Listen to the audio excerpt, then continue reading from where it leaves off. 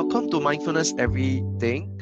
This is a show about the 7 attitudes of mindfulness by John Kabat-Zinn. And so in this program, we spend some time unpacking and understanding what these attitudes are. And on top of that, then we talk about how we can apply and deepen the application of these attitudes in our daily lives. My name is Han Yi. I'm the host. I'm a psychologist. I'm a mindfulness instructor myself, and very excited to have Gary and Sheila, two guests from Mindfulness on the Rocks. Welcome, Gary and Sheila. How are you guys doing? We're doing fine. Doing well. Nice to see you. Thank you, Hani. Very good, very good. So today we want to focus on the attitude of acceptance, right? And so it sounds like a simple word, but as you unpack it, I think what is that all about and how do we bring that to life, right? So let's start with some definitions first. So for Gary and Sheila, how would you explain what acceptance is in a mindfulness practice? Acceptance is really being with what is as it is.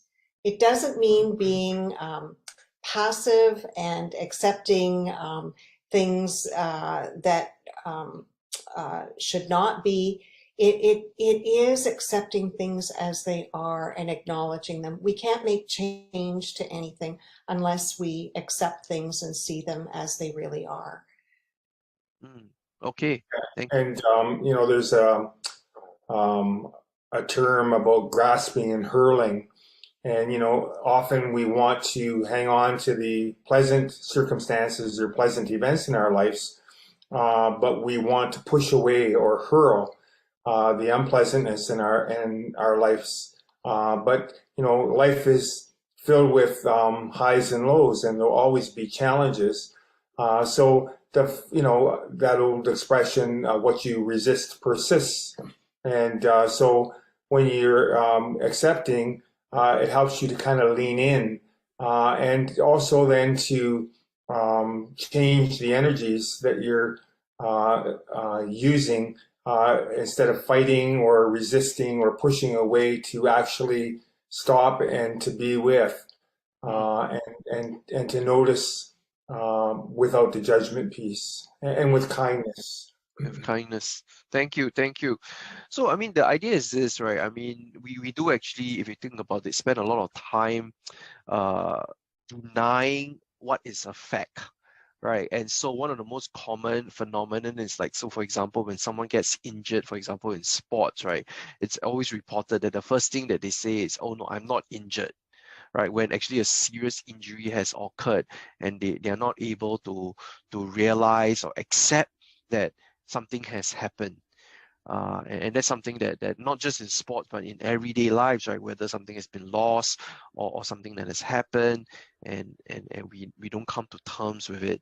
What are your thoughts around that? What is the impact of that denying what has happened in our lives? It takes a lot of energy, and it doesn't help us to move forward.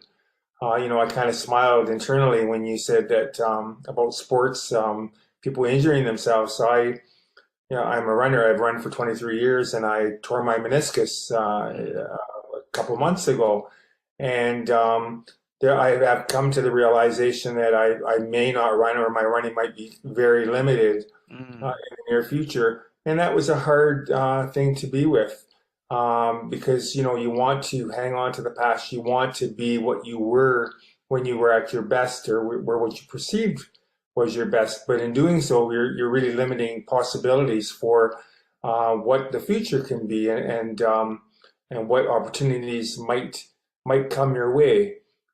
So yeah, the acceptance piece can be very difficult. So how can one? Oh, go ahead, Sorry. Sheila. I was going to say, I think it's even more difficult and there's more suffering when we really are denying and pushing away. But when we lean into it and we can actually be with it, meaning whatever it is that is difficult to accept, there is some sense of peace that comes with that, because we aren't, as Gary says, we're not pushing it away and we're not trying to hang on to. It's the truly being with it. Um, there's something peaceful about that, liberating maybe. I It's think also, about the term looking at it in the eye. And, often when I talk about acceptance, I think about there's a Canadian author by the name of is it Yan or Yanni? Jan Martel. Jan Martel. He wrote a book called The Life of Pi.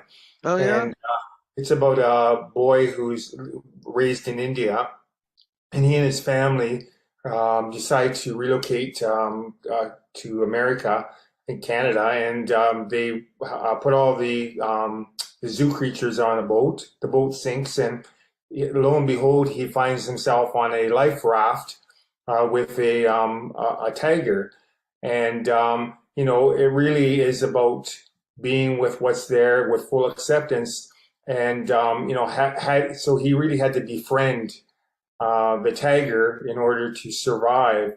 We are often befriending the tiger when we come to acceptance. Mm. So it sounds like there's this fundamental idea of leaning in and stepping towards our experience, simply because it is there, right? I mean, something has happened, we're on the boat with the tiger, or the physical event, or something has happened to my body or to someone else. It's a fact, right? And so sometimes the denial, but the counterintuitive, we step in. What are your thoughts about how we can enable and support people in this process of leaning in? Because as you say, it is difficult and sometimes uncomfortable as well. What I've learned in the trauma sensitive mindfulness work that I've done is that we can titrate that. We don't have to do it all at once. It doesn't have to be huge and big steps. We can do it gently.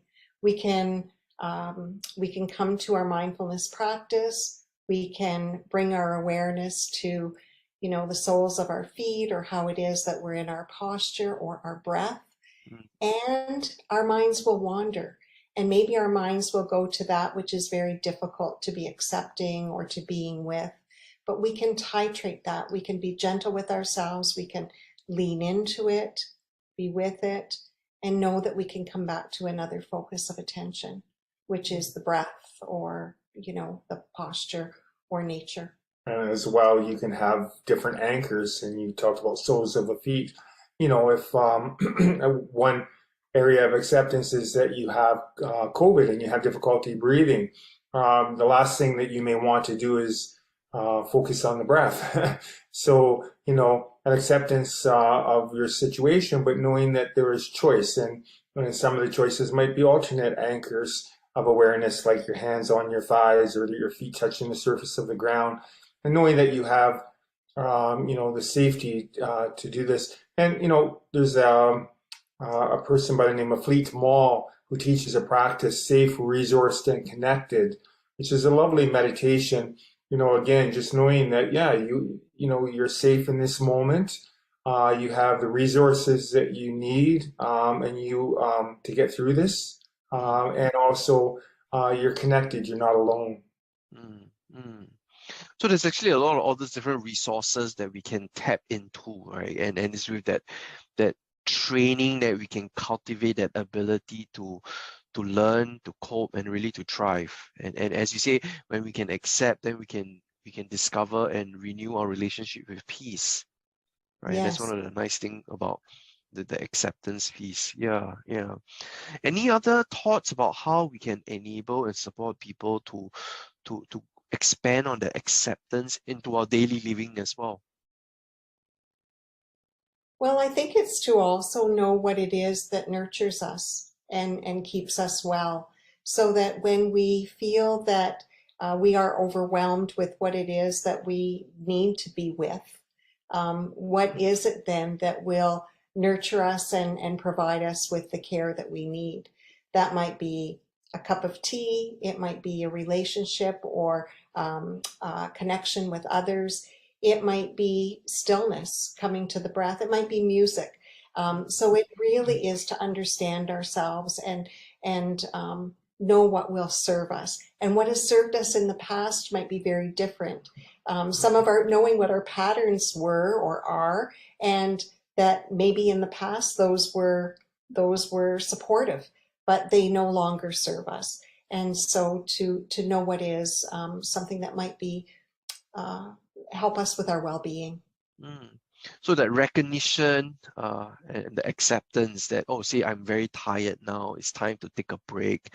Or accepting that what has helped me is no longer helping me, and then I can pivot. And then there's that flexibility and the adaptability to make wiser decisions for our own well-being. Am I right to say that? Yes, yeah. And one of the things I really like about the mindfulness-based stress reduction program is the group experience.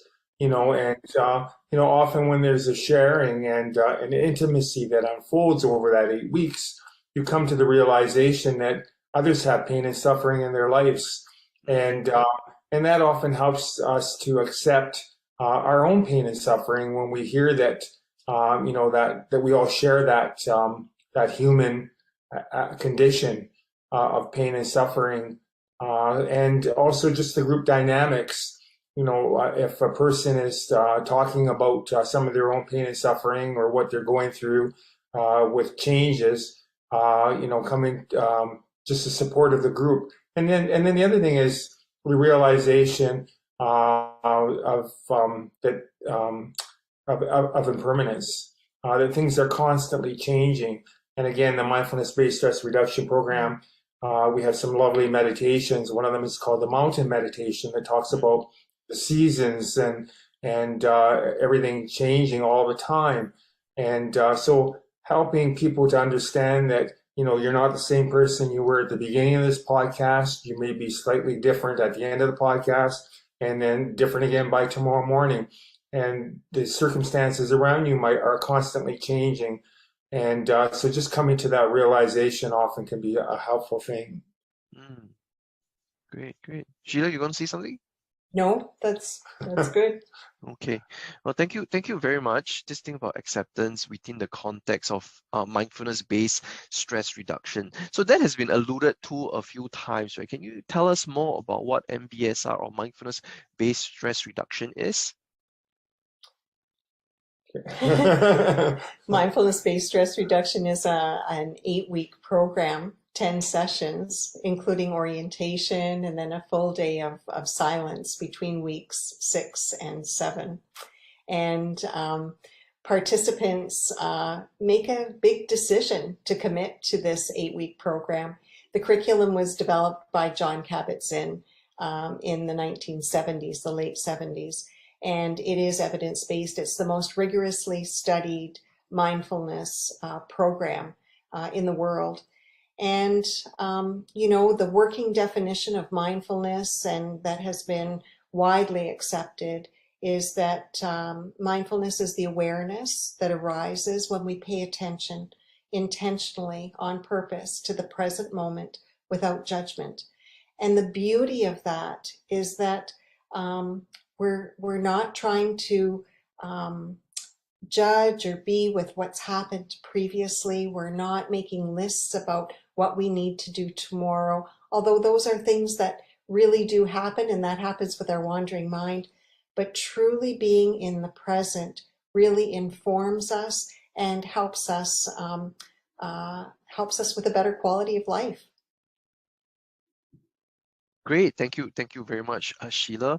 And so today, before we wrap up, this is the session on the attitude of acceptance, and that's something that we can develop and practice in a collective setting with other people, supported by trainers in a program like Mindfulness-Based Stress Reduction, MBSR. All right. So thank you everyone for listening to Mindfulness Everything. Stay tuned and see you next time. This is Han Yi signing off. Bye for now. Bye. Thank you.